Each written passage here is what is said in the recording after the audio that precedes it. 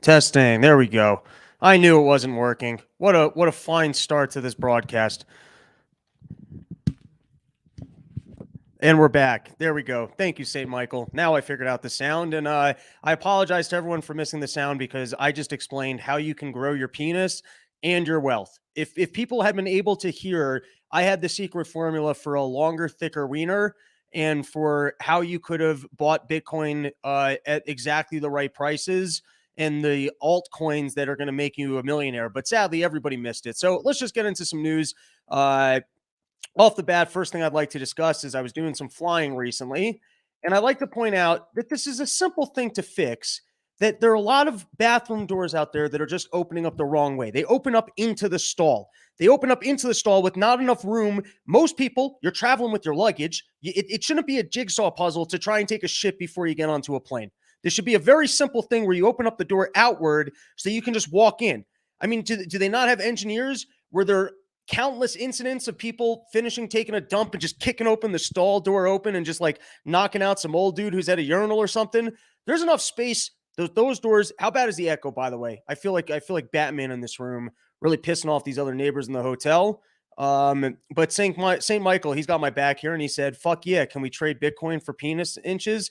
How much Bitcoin you got? How much Bitcoin do you have, and how much are you willing to send my way to my wallet so that maybe I will have an answer to your question about how you can spend your Bitcoin for more inches of penis? What's the exact ratio? How much, St. Michael, how much would you spend per inch? How much Bitcoin are you giving up for an extra inch of penis?" All right, let's get into some actual news topics because, I want to go skiing and I got things to discuss. Off the bat, here's been the biggest topic of this past week is there's been scrutiny of one of the Supreme Court justices. Apparently, he's got this wife. His wife's all up on January 6th stuff, making a whole big stink, writing into the presidents and the other people talking about Krakens. And now they're trying to say that perhaps, Justice Thomas, he shouldn't be able to be on the Supreme Court anymore. Maybe he defied the ethics of being a judge and that he was influenced by his wife. And I just want to point out that Clarence Thomas is obviously a very smart individual. He's a Christian conservative man. And don't you think he's read the Bible and knows not to listen to his wife? I mean, it's the first story in the Bible. The first story in the Bible is, man, you're going to have a wife, and it's going to be nice to have them around because it's not good to be alone, and you want to be able to dump your cum into something, but don't listen to them. You listen to them, you start eating apples, or the next thing you know, you're convinced that there's a Kraken and that the government's going to release the Kraken and that Trump actually won the presidency. I mean, what evidence do we have that Clarence Thomas is so dumb that he actually listens to his wife? Is anyone really going to take the stand to make that kind of an accusation? And that's got to be tough when you are a Supreme Court justice and you're coming home the law. No one knows the law better than you. You know the way these things work. And then you're sitting down at dinner and your wife's like, no, honey, you don't understand. He won, and they have the evidence, but they're just not showing us the evidence. But they really have it, and you just have to sit there and eat and pretend like you care. And that's got to, honey, we can't discuss this. I'm a Supreme Court justice. I can't discuss this with you. So here are the claims. This is from the Washington Post. Virginia Thomas urged White House chief to pursue unrelenting efforts to overturn the 2020 election, tech show. And then here's how dumb his wife is. In one message sent in the days after the election, she urged the chief of staff, Mark Meadows, to release the Kraken and save the left from taking America down. I mean, the stupidity, like they just had it. They just had the information. I'm still waiting on this Kraken. I mean, they really played their cards on some giant piece of information that never existed. It's like a YouTube video where they tell you, hey, we're going to fix your life, but you got to go buy this course. And then if you buy that course, they reference another course. And then you keep going down these courses. The next thing you know, you're a Scientologist. You're like, why have I shaved my head and given my life over to Scientology? All right, quick plug for our fine sponsor, Sheath Underwear. You go to sheathunderwear.com, use promo code RYM, you get 25% off. Yesterday I was skiing. I was wearing my sheaths. They got the long johns, and it felt like I was wearing nothing at all. Nothing at all. No, it's the most comfortable pants I've ever worn, and it was spring skiing. Spring skiing is a good time. I goofed on spring skiing in my comedy set. Maybe on the next episode, I'll put that audio up. But spring skiing is tough because you can get sweaty balls out there because you think you got to dress for the cold because you're skiing. And the next thing you know, there's all these sexy men and they're not even wearing shirts. And you're like, holy shit, I'm overdressed. But since I was wearing that sheath liner within my snow pants, I was fine. I mean, I was sweating, but like it was just absorbing, never got cold, never got too uncomfortable. It was perfect. And I can only imagine if you're out there in the freezing cold, what that moisture wicking can do for you. And then since it's all just one piece of fabric, there's no like, sometimes there's a break between shorts and then you got to kind of feel like pants against your leg. I'm just telling you, if you're an active person in any capacity whatsoever, sheathunderwear.com, promo code RYM, get yourself those long johns. You'll feel sexy as hell. All right. There was footage of Ted Cruz. He was in the airport and apparently he missed the check-in time for his plane. I'm actually a little bit surprised that Ted Cruz even needs to fly commercial like this, or that when he shows up to airports, there aren't just accommodations made for him. I'm almost a little bit suspicious of the fact that Ted Cruz is walking around amongst us, just living his life seemingly like a normal person, being frustrated with all the dealings with an airline. And so the video footage isn't that good. Of course, you don't get the whole thing, but they were claiming that at one point he said to them, "Do you have any idea who I am?" And I'd like to point out, for any single person out there who's an individual of power, start the conversation with who you are. If you start the conversation with who you are, then you don't come off as, "Hi, I'd like to introduce myself. My name is Ted Cruz. I'm a United States Senator. It's telling me that I can't check into my plane." You start your conversation, you just throw down the gauntlet of who you are, then you're never doing that prick thing of, "Do you have any idea who I am?" Because once you say that, once like someone's not doing what you want, and then you have to throw down your dick of, "Oh, but I'm this person, and so I'm supposed to be," then everyone gets a little annoyed. You're like, all right, you're being a dick. But if you just show up and you introduce yourself, "Hi, my name is Ted Cruz. I'm one of the most powerful senators. I'm from Texas, and I really do like this airport that you have here. Things look very nice, and I like how well everything is running. And I can't wait to write a letter to the CEO saying how accommodating you've been and the service that this airport gives. With that being said, it is telling me that I can't check in for my flight, and it's very important that I'm able to get back to Washington so I can accuse Supreme Court justices of being pedophiles. So I do hope that you can help me out with this situation. That's just the smoother way to approach it. You know what, senators? Hire me. I can help you guys out. All right, next story, and this one's also about Ted Cruz, is or is it? Or they're playing the video. We don't need to watch the video. It's not that good. They were accusing Ted Cruz that after he got up and he accused the Supreme Court justice of being protective of pedophiles. And I'll be honest, I probably got to give that stuff another watch. I know everyone's coming at it. That's the problem with like it's the same thing as when the left calls somebody a racist, and all of a sudden you defend it, and then you're like you're living in this little swampland of defending people for not being. This is the same thing. The second anything pedophile happens, you start coming off like you're pro pedophile if you're just trying to be like, "Whoa, wait, what's going on?" And so if the Republicans had come forward and they said, "Hey, listen, we think we've got an issue here. We got this leftist asshole who's a little bit too soft on crime, and here's some examples." And falling into those examples was the pedophilia thing. I'd be like, all right, maybe you do have an issue that someone's going to be on the Supreme Court that they're too soft on crime. I don't know. The claim was a little bit too loose and it was a little bit too technical. And it seemed like they were just, if things need to be so legally technical, that even Ted Cruz knows that most people aren't going to be able to follow quite what the issue is, I'm just going to say not that big of an issue. But you know what? Maybe I got to rewatch it and maybe I'm wrong on this one. But anyways, they were giving Ted Cruz shit that he was sitting there and he was checking Twitter right after he made this presentation and he was grilling the Supreme Court justice. And they're giving him shit for it, except that the last president, not Biden, the one before that, he won the job because he was good at Twitter. Like Twitter, that's like real-time feedback. If anything, that's like you're an NFL coach and you're going to the tape. You want to see how you did. How cool is that? You can get real-time feedback on your performance and you can see, oh, did I come off like a jackass? Did people get what I was going for? Do I need to be more clear? Like, why would anyone be annoyed at him for going to, that's not being petty. That's called caring and being good at your job. All right, then here was another big story, and I might also drop a comedy clip in here if I have a good tape, because I was goofing on this one on stage. I had a good time with it, and I was surprised that the audience got on board, which is always, that's what's fun when the Meekhawks show up. So you got this trans swimmer lady shows up, number 495 competing as a male, number 1 as a lady, and this person's really the transgender lady is not making ladies look very good right now. Because first and foremost, they're really showing off the fact that women athletes are just not good at their jobs, right? That's the first thing. You got this person just showing off that, like, hey, you guys really aren't good at this. Like, you're only good at this if the people that are good at this aren't here. That's one. And then 2 is, if there's one thing that you would think women are great at, like no one's better than women at, it's complaining and getting their way. Except now they're number 2 in this. This is rocks, paper, scissors, shoot. It used to be women complain, hey, male, you're making me uncomfortable. Woman gets their way. But now if you got transgender person complaining to woman, or I don't even know if that's the accurate, I guess woman who has become woman is actually superwoman. It's like woman squared because she opted into being lady. And so then the natural born women, maybe that's offensive too, then have to go with the will of the person who opted into being women. So the category here, for everyone listening who's not looking at the article, this is from the Daily Mail exclusive.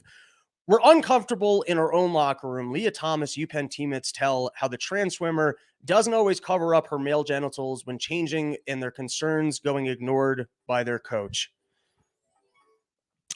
Which apparently, in order to compete in women's sports, you don't even need to have lady parts. I mean, that's pretty great. You can just identify as being a lady. You can keep your dick. And then the second I heard that, I was like, wait, she was wearing like a female bathing suit. Like, can you see her? And then you can't. It would have been way cooler if she had a giant hog. If she was in there, it was floating behind her, almost looked like a propeller, or like it was floating above the water. And people are like, almost look like the thing that comes out of submarines. People are accusing her of cheating. They're like, she's breathing through her dick. That's not fair. But so not only does she apparently still have her wiener, but apparently here, let's read it. We can read the article. It's right here. Let's give it a read. One of Lia Thomas's teammates tells dailymail.com they feel uncomfortable sharing a locker room with the transgender UPenn swimmer. It's definitely awkward because Lisa still has male body parts and is still attracted to women, she said. The swimmer said that multiple teammates have raised their concerns with their coach, trying to get Thomas ousted from the female locker room. We were basically told that we cannot ostracize Lia by not having her in the locker room and that there's nothing we can do about it, she said.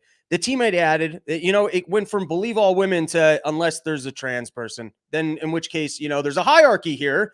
And I'm sorry to say, but not only are women bad at sports, they've also been batted down the respect hierarchy of who can, just get their way because they get to claim on this category of thing, except that it should be equal. It should be equal. Converted to a lady, it should be lady status.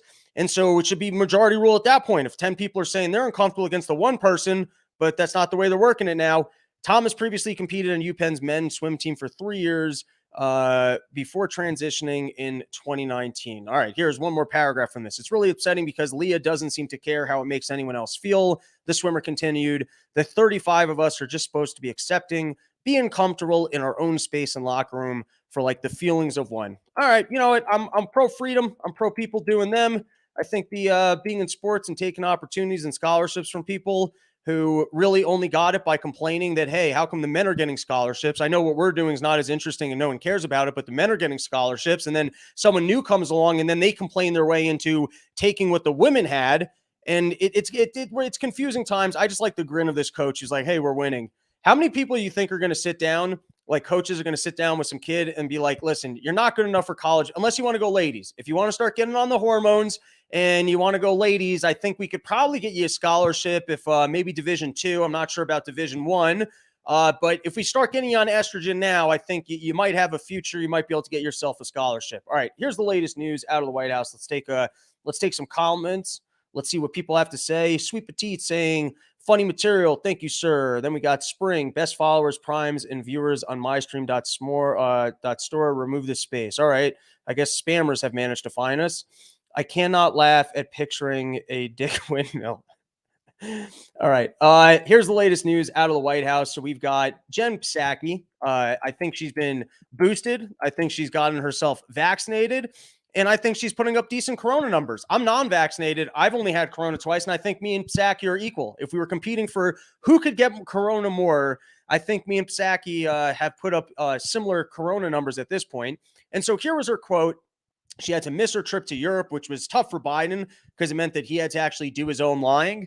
And it's much easier for Biden if he's got someone else there who can actually handle questions. So here was her quote. I'm sharing the news of my positive test today out of an abundance of transparency, an abundance of it's like, no, that's what every single person who's ever gotten sick from corona had to do with their job. That's not an abundance of transparency. You're not some glowing beacon of angelness for sharing this information with us that otherwise it's just called you got corona and you couldn't show up for your job and you have one of the most public jobs in the entire world. So there was no way that you were just, except Fauci. Fauci somehow managed to disappear from the scene for exactly 3 weeks. We don't know what kind of corona or AIDS that guy was dealing with. He was just gone. So maybe it is abundance of transparency. Maybe I'm being too hard on the lady. Then here was the other thing. I was real disappointed in this. There was this new book came out that was supposedly trashing Kamala Harris. They were talking about how much of a witch this lady is, how terrible she is, and they were going off. And then there was no bombshells. That's what always happens. Like, firstly, I don't think anyone ever buys these books because they're one little interesting piece of any of these books when people leave like political office. It goes into the newspaper, and then it's never even that good. It's like it's always a soft claim. So first they're saying Jill Biden didn't want Kamala Harris as Joe's running mate. And of course, women don't like other women. No one hates women more than other women. So of course she wasn't into it. And then here was the big claim that she would walk into the White House and people would be standing up for Joe. But the reason they're standing up for Joe is because they're not sure when he's going to collapse. It's like when an old guy walks in, so you're like, shit, I got to help him to the stairs. Like literally every time Biden walks into the Oval Office, everyone's got to stand up and like, kind of protect the sharp corners. And so she gets offended. Every time she walks into the Oval Office, she's going, hey, I'm walking in. Come on, I'm walking. And then, all right, here's the thing. This is the juiciest thing you've got on Kamala Harris. I've seen this lady on TV. She is not a likable person. You're telling me the best thing you've got to prove the bitchiness of this lady is that she was telling people that they had to stand up. And then this bothered me too. So then she was apparently upset that she was being photographed for Vogue and they sent her one picture. And that's got to be a cool moment. You're like, hey, I'm going to be a fashion icon. I'm going to be in this magazine, first black lady vice president. They're going to profile my style. And then she was very upset with the picture that they put out. And then, the press was giving her a hard time. And then I looked at it. It's a bad picture. It looks like that face you make when you took a giant shit in a public restroom and you walk out. And then there's a person of the opposite gender. And you just kind of have to make that face of like, yeah, I took a giant shit in there. It's not a very confident look. It looks like an uncomfortable. The other lady, that she did when she's in the blue dress, right? She's got a bit of a power look. It's got a bit of a, hey, none shall pass. If I'm walking into rooms, people better fucking stand up for me. And if not, I'm going to figure out how to get their sentences lengthened for their stay in prison without evidence. That's the kind of face that she gives off, the confident folded arm look. The other look where she's kind of holding the hands wearing the black. Now, I get why she was upset with this. Let me say, you wouldn't think I'd be coming to the defense of Kamala Harris, but in this one, I think these aren't that flagrant. You want to write a book and tell me terrible things that Kamala Harris has done. It's got to be more than people weren't standing up for her. All right, let's read this. In the book, Martin and Burns also details Harris' dissatisfaction with her policy agenda, writing that the vice president staffers proposed for her to oversee relationship with Nordic countries to no avail. The author described the proposal as a low-risk diplomatic assignment that might have helped Harris get adjusted to the international stage in welcoming venues like Oslo and Copenhagen, because there's no work there. How great is that to show up and go, hey, can I work with the people that we get along with and there's no problems with, and then claim a victory? I'm looking to claim a victory. Can you put me on something? It's like if a project was already completed, if there was a marketing campaign that made your company millions, or like, oh, can I just get put on that team and claim that I did it? However, the idea was reportedly not well received per the book. White House aides rejected the idea and privately mocked it. Martin and Burns wrote, more irritating to Biden aides was when they learned the vice president wanted to plan a major speech to outline her view of foreign policy. Biden aides vetoed the idea. All right, in New York City, they are getting rid of the requirement for pro athletes or performers to be vaccinated. Now, if you're a factory worker and there's no television cameras around to see the fact that you're not able to work your job, actually, you know what? I don't know the full extent of this law, but I do know that it's bullshit that you have an issue with Kylie Irving and all of a sudden, like, it's just on TV. Oh, yeah, our policy makes no sense. And you're like, all right, well, how do we impose this policy on people that won't be on TV so that no one knows that we're fucking people over? This is a win for me because, I don't like paying medical bills. So this is from the New York Times. Credit companies will remove stains from repaid medical debts. And I don't have any debt whatsoever, with the exception of every once in a while, you go to a doctor's office, you hand them your card, you're like, hey, what do I owe you? You owe us nothing. And then they send you a bill, or sometimes they invent some lab bills, or sometimes they invent some fees, and they can go fuck themselves. The fees that they'll create. Oh, it's a new. I'm not a new patient. I came here for a COVID test and you told me it was free. Don't give me a $250 bill for being a new patient. So here's the good news. Anything under $500 is no longer going to be reported to credit agencies. And this is from the New York Times, and beginning in the first half of 2023, the credit reporting company said they will exclude unpaid medical collection debts under 500, which sounds good until every medical company just starts billing you 501. Like, because they're going to know that too. And here's why this probably happened is that all these medical officers are such fucking dickheads that there's people like me, perfect credit, always paying their bills. And at some point, the credit agencies were realizing like, oh, this doesn't work. These medical officers are so bad with their billing. It's not a good indicator of people that won't pay for shit. So good. The medical companies fuck themselves over. Or maybe what it is the country's starting to realize, hey, there's no reason for us to even be keeping these credit scores because no one's going to afford a house anyways. Unless you're super rich and you can just afford it outright, you're not getting a mortgage. It's going to be 5, 6, a million%. And then home prices are going to be coming down at the same time. All right, I don't know what I'm talking about. Next article, Trump sues Hillary Clinton and DNC, alleging conspiracy to link his campaign to Russia. Basically, we're finding out more and more information from this Durham investigation of just how badly Hillary Clinton and the deep state went after Trump, tried to ruin his presidency. He's going to try and sue her in court. And like I was talking about the rocks, paper, scissors, shoot of that trans comfort over women's comfort. There's something about that, like Trump just beats Clinton. Do I think this is going to actually go to court? He's going to take her down? Probably not, but it could be fun. It could be fun, especially if the two of them don't end up being able to run for presidency again. But then we just get like almost a rematch, but it's in regards to the court case. Could be a good time. All right. And now we've got our noble leader, Joe Biden, letting us know that there might be food shortages. Let's give this a listen. Yes, we did. Let's give a listen with no sound. And let's have no sound, but let's listen to it. Right, hold on. I can get the sound on. It's not just imposed upon Russia. It's imposed upon an awful lot of countries as well, including European countries and our country as well. And because both Russia and Ukraine have been the breadbasket of Europe in terms of wheat, for example, just to give one example. But we had a long discussion in the G7 with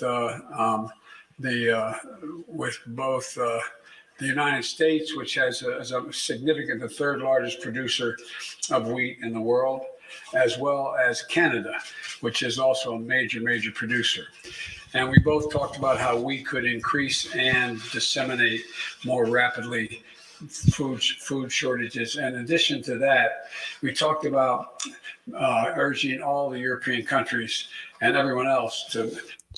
I hate half information. How bad are these food shortages going to be? Should we all be getting fatter? Should we be just like putting on like 25 pounds so that if there's 3 months that we can't eat, we could just be like drinking water and surviving it? Or should we be buying like just giant fucking freezers and stuffing them full of meat and making alliances with our neighbors that if anyone tries to come into the building, we fucking kill them because we're up on the roof, we're barbecuing every night and people are going, these guys have food. I mean, how bad are we talking here?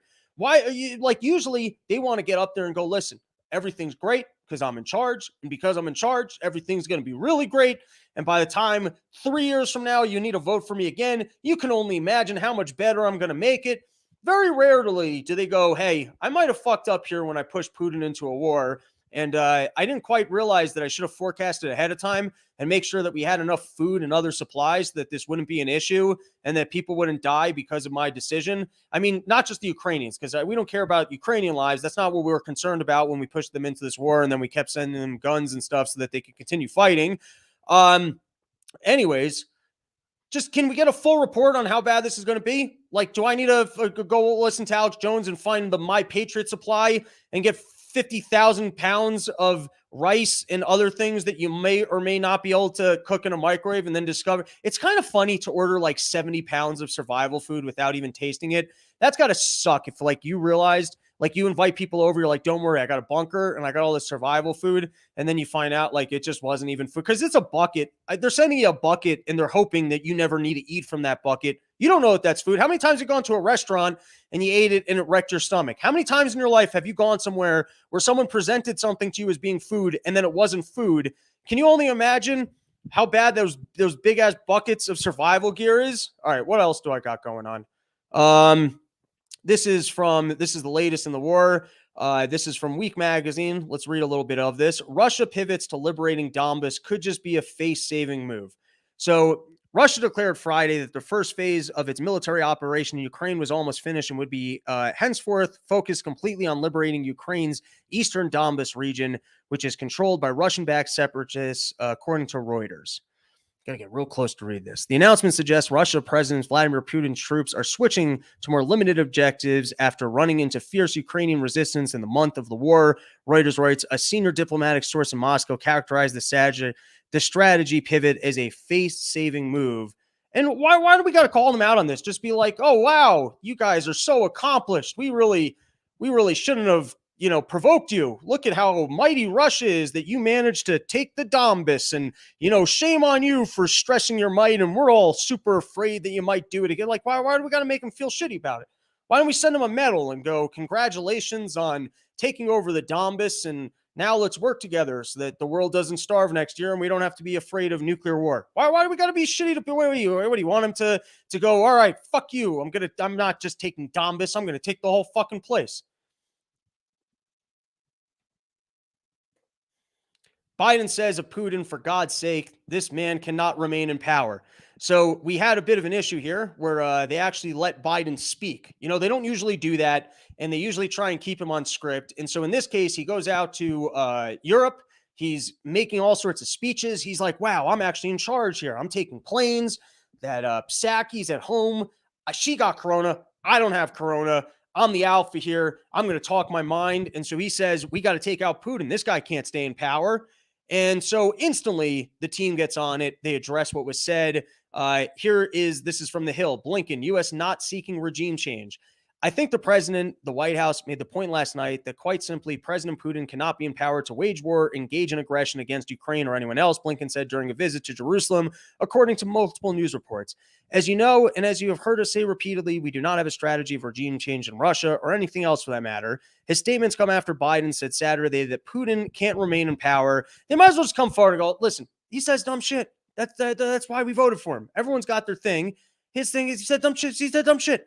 And also, I don't understand this entire thing. It's like, okay, so then what is the goal here? If you don't want regime change in Russia, and then, like, what you want Putin to get up and go, hey guys, I'm sorry for what I did, and so I'm going to pay everybody money as reparations that I'm going to impose on myself because I really learned my lesson about going and invading other countries. So I'm going to stay in charge because I'm better informed. Like, are they hoping that Russia goes through some like corporate restructuring where Putin remains in charge, but he's learned his lesson?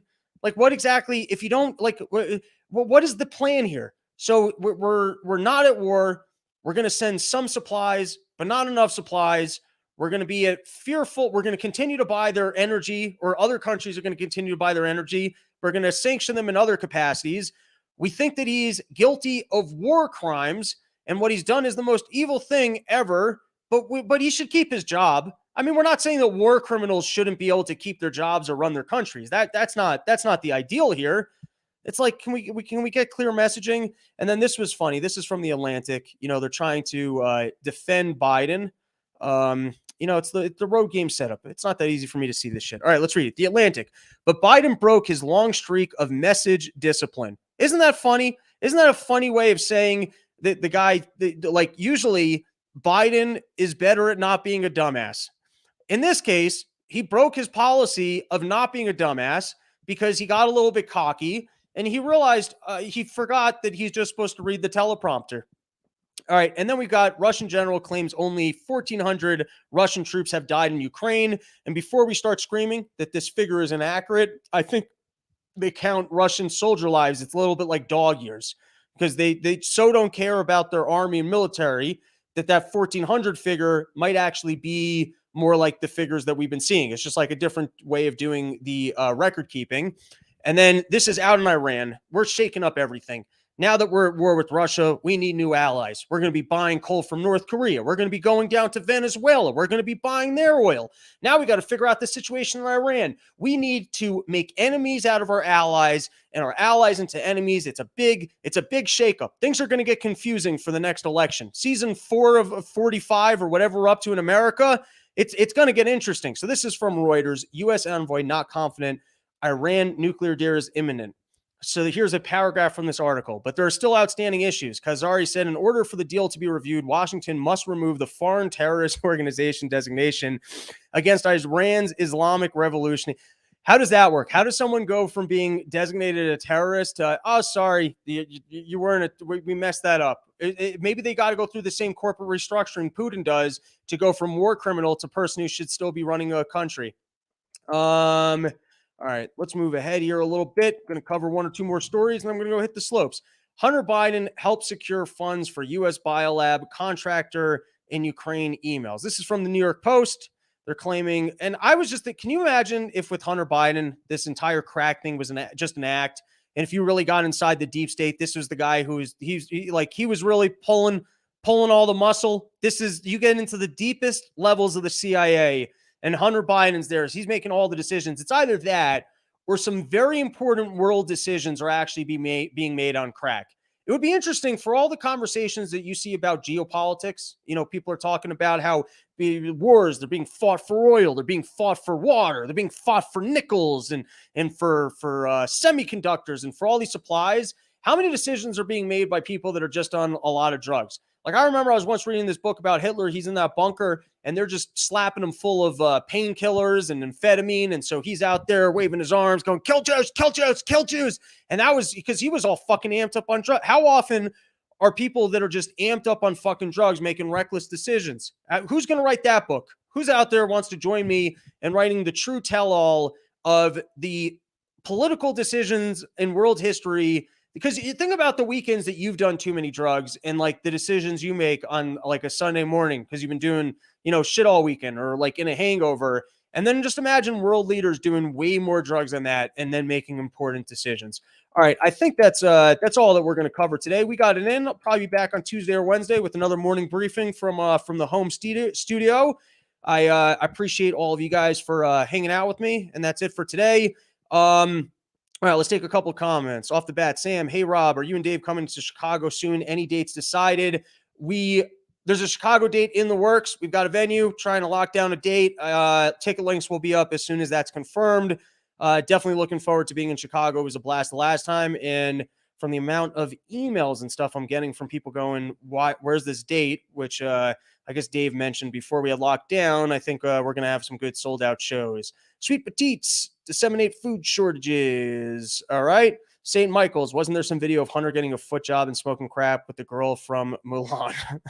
And then Sarah Stern coming through, reminding everyone that crack is whack unless your dad's the president, in which case you can take crack, fund biolabs. You can sit around, like when you're on coke and you're just saying dumb shit like, let's open a business and we're going to be able to change the world. And my plan for opening up a restaurant is going to, you don't understand, my open-faced tortillas that have extra beans in them are going to be a world changer. So imagine that, but you're the son of the president. And you're like, if we just give enough money to Fauci to go over there and create a virus, and then we take all the natural gas, and then people are like, oh my God, this kid's on crack, but we have to listen to him. So crack's not always whack. Sometimes it's actually hilarious if you have enough power that everyone has to listen to you. All right, last comment, and then we're calling it a day. Smoking crack is whack. Injecting it is the way to go. Dirty Mike, thank you for coming through with the tips for anyone out there who is considering going out and trying crack over the weekend.